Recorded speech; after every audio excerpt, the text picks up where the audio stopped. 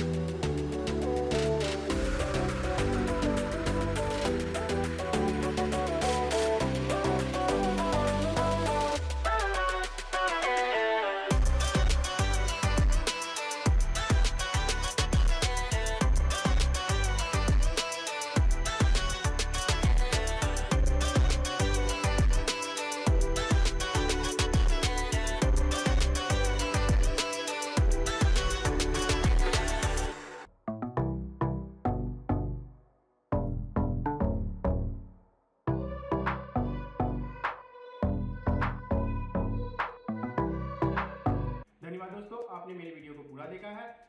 आपसे एक छोटी सी रिक्वेस्ट है कि आपको इस वीडियो में कौन सा पार्ट अच्छा लगा है, कृपया नीचे कमेंट करके हमें फीडबैक दें। आपको ये वीडियो अच्छा लगा है तो लाइक कर दें और अपने फ्रेंड्स के साथ शेयर भी करें, जिससे कि मुझे मोटिवेशन मिलती रहती है और मैं इसी तरह के और भी लेसन आपके लिए लाता रहूंगा। आप मेरे चैनल को सब्सक्राइब कर दीजिएगा और बगल में घंटे का बटन है उसे भी दबा दीजिएगा। इसी के साथ दोस्तों फिर मिलते हैं एक और लेसन में। जय हिंद, जय भारत।